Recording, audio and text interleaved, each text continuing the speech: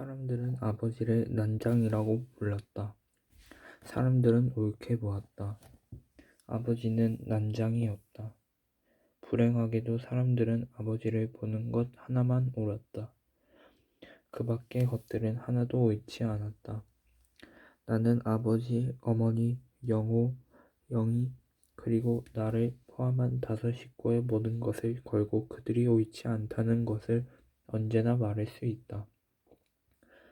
나의 모든 것이라는 표현에는 5 식구의 목숨이 포함되어 있다. 천국에 사는 사람들은 지옥을 생각할 필요가 없다. 그러나 우리 5 식구는 지옥에 살면서 천국을 생각했다. 단 하루도 천국을 생각해보지 않은 날이 없었다. 하루하루 생활이 지겨웠기 때문이다. 우리의 생활은 전쟁과 같았다. 우리는 그 전쟁에서 날마다 지기만 했다. 그런데도 어머니는 모든 것을 잘 참았다. 그러나 그날 아침 일만은 참기 어려웠던 것 같다. 통장이 이걸 가져왔어요. 내가 말했다. 어머니는 조각 마루 끝에 앉아 아침 식사를 하고 있었다. 그게 뭐냐? 철거 개고장이에요. 기어코 왔구나. 어머니가 말했다. 그러니까 집을 헐라는 거지. 우리가 꼭 받아야 할 것 중에 하나가 이제 나온 셈이구나. 어머니는 식사를 중단했다. 나는 어머니의 밥상을 내려다보았다. 보리밥에 까만 된장, 그리고 시든 고추 2어 개와 조린 감자. 나는 어머니를 위해 철고 개고장을 천천히 읽었다. 어머니는 조각마루 끝에 앉아 말이 없었다. 벽돌 공장의 높은 굴뚝 그림자가 시멘트 담에서 꺾어지며 좁은 마당을 덮었다. 동네 사람들이 골목으로 나와 뭐라고 소리치고 있었다. 통장은 그들 사이를 비집고 나와 방죽 쪽으로 걸음을 옮겼다. 어머니는 식사를 끝내지 않은 밥상을 들고 부엌으로 들어갔다. 어머니는 2 무릎을 고추 세우고 앉았다. 그리고 손을 들어 부엌 바닥을 1번 치고 가슴을 1번 쳤다. 나는 동사무소로 갔다. 행복동 주민들이 잔뜩 몰려들어 자기의 의견들을 큰 소리로 말하고 있었다. 들을 사람은 2-3밖에 안 되는데 수십 명이 거의 동시에 떠들고 있었다. 쓸데없는 짓이었다. 떠든다고 해결될 문제는 아니었다. 나는 바깥 게시판에 적혀있는 공고문을 읽었다. 거기에는 아파트 입주 절차와 아파트 입주 포기할 경우 탈 수 있는 이주 보조금 액수 등이 적혀 있었다. 동사무소 주인은 시장 바닥과 같았다. 주민들과 아파트 거강꾼들이 한데 뒤엉켜 이리 몰리고 저리 몰리고 했다. 나는 거기서 아버지와 2 동생을 만났다. 아버지는 도장포 앞에 앉았다. 영호는 내가 금방 물러선 게시판 앞으로 갔다. 영희는 골목 입구에 세워놓은 검정색 승용차 옆에 서 있었다. 아침 일찍 이들을 찾아 나섰다가 철거 개고장이 나왔다는 소리를 듣고 돌아온 것이었다. 누구든 이런 날 일을 할 수 있을까? 나는 아버지 옆으로 가 아버지의 공구들이 들어있는 부대를 둘러매었다. 영호가 다가오더니 나의 어깨에서 그 부대를 내려 옮겨 매었다. 나는 아주 자연스럽게 그것을 넘겨주면서 이쪽으로 걸어오는 영희를 보았다. 영희의 얼굴은 발갛게 상기되어 있었다. 몇 사람의 거강꾼들이 우리를 둘러싸고 아파트 입주권을 팔라고 했다. 아버지가 책을 읽고 있었다. 우리는 아버지가 책을 읽는 것을 처음 보았다. 표지를 쌌기 때문에 무슨 책을 읽는지도 알 수 없었다. 영희가 허리를 굽혀 아버지의 손을 잡아 끌었다. 아버지는 우리들의 얼굴을 물끄러미 쳐다보더니 자리를 털고 일어났다. 난장이가 간다고 처음 보는 사람들이 말했다.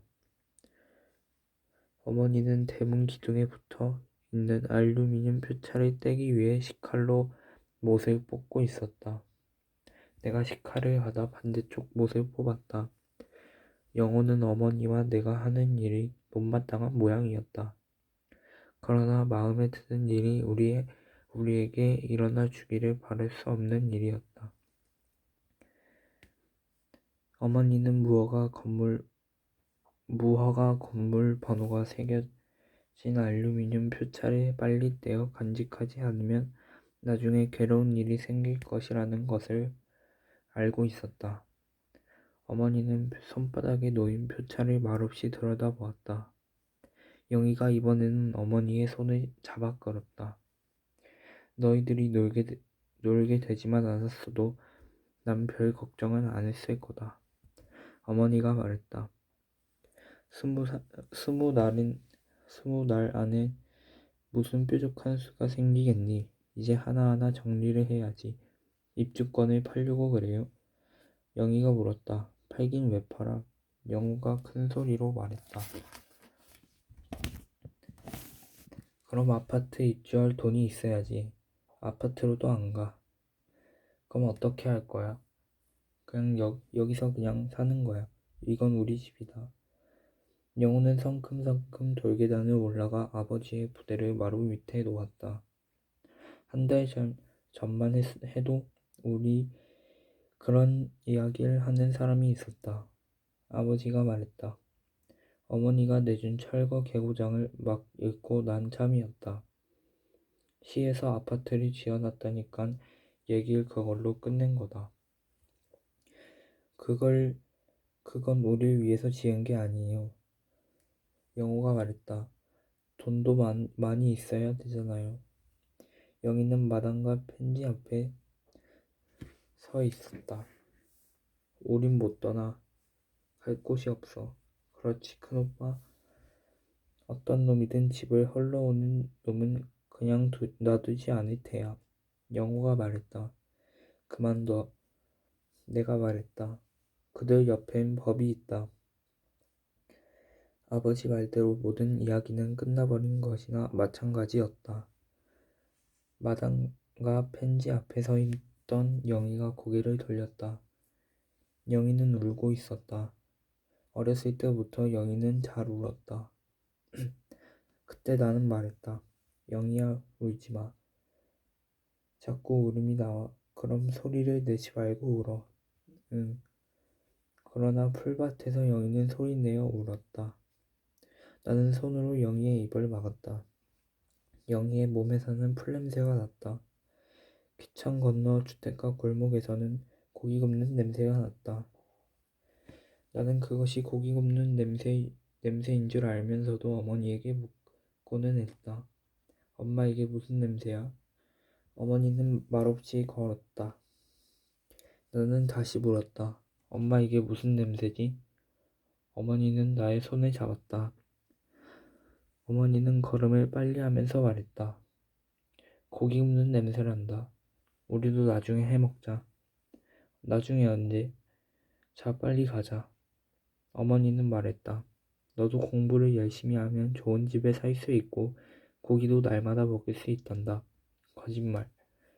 어머니의 손을 뿌리치면서 내가 말했다. 아버지는 나쁜 사람이야. 어머니가 우뚝 섰다. 너 방금 뭐라고 했니? 우리 아버지는 나쁜 사람이야. 너 매 좀 맞아야겠구나. 아버지는 좋은 분이다. 나도 주머니가 달린 옷을 입고 싶어. 빨리 가자. 엄마는 왜 우리들 옷에 주머니를 안 달아주지? 돈도 넣어주지도 못하고 먹을 것도 넣어줄 게 없어서 그렇지. 아버지에 대해 말을 막 하면 너 매맞을 줄 알아라. 아버지는 악당도 못돼. 악당은 돈이나 많지. 아버지는 좋은 분이다. 알아. 나는 말했다. 수백 번도 더 들었어. 그렇지만 이젠 속지 않아. 엄마, 큰오빠는 말을 안 들어. 영희는 부엌 문 앞에 서서 말했다. 엄마 몰래 또 고기 냄새 맡으러 갔을 때 나는 안 갔어. 어머니는 아무 말이 없었다. 나는 영희를 흘겨보았다. 영희는 또 말했다. 엄마, 큰오빠가 고기 냄새 맡으러 갔었다고 말했더니 때리려고 그래. 영희는 좀처럼 울음을 그치지 못했다. 나는 영희의 입에서 손을 떼었다. 영희를 풀밭으로 끌고 간 것이 잘못이었다. 영희를 때려주고 나는 후회했다. 귀여운 영희의 얼굴은 눈물로 젖었다. 우리는 그때 주머니 없는 옷을 입고 있었다. 아버지는 철거 개구장을 마루 끝에 놓고 책을 읽었다. 우리는 아버지에게서 무엇을 바라지는 않았다. 아버지는 그동안 충분히 일했다. 고생도 충분히 했다. 아버지만 고생을 한 것이 아니다. 아버지의 아버지, 아버지의 할아버지, 할아버지의 아버지, 그 아버지의 할아버지, 또 대대로 거슬러 올라간다. 그들은 아버지보다 더 심한 고생을 했을 수도 있다.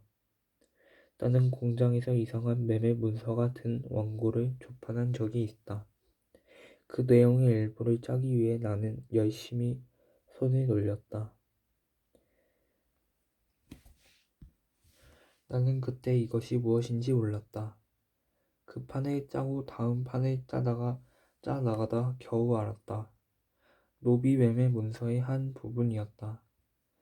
나는 열흘 동안 같은 책을 조판했다. 그 열흘 동안 나는 아버지와 아무 말도 하지 않았다.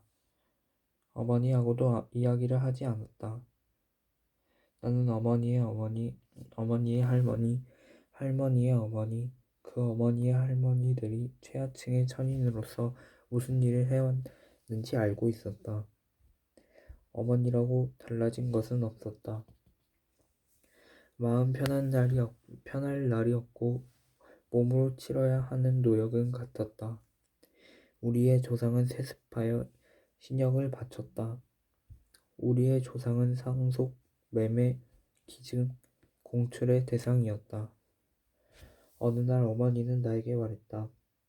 너희들은 엄마를 잘못 두어 이 고생이다. 아버지하고는 상관이 없단다. 어머니는 장남인 나에게만 말했다. 외할머니에게 들은 말을 나에게 전한 것이다. 천년을 두고 우리의 조상은 자손들에게 이 말을 남겼다. 그러나 나는 알고 있었다. 아버지의 시종이었다. 할아버지의 아버지 대 노비제는 사라졌다. 증조부 내외부는 아무것도 몰랐다. 나중에서야 해방을 맞았다는 것을 알았으나 두 분이 한 말은 오히려 저희들을 내쫓지 마십시오였다. 할아버지는 달랐다. 할아버지는 유습에서 벗어나려고 했다. 늙은 주인은 할아버지에게 집과 땅을 주었다. 그러나 쓸데없는 일이었다. 모르는 면에서는 할아버지나 증조부 같았다. 증조부 때까지는 선조들이 살아온 경험이 도움이 되었으나 할아버지 대에는 그것이 도움을 주지 못했다. 할아버지에게는 어떤 교육도 없었고 경험도 없었다. 할아버지는 집과 땅을 잃었다.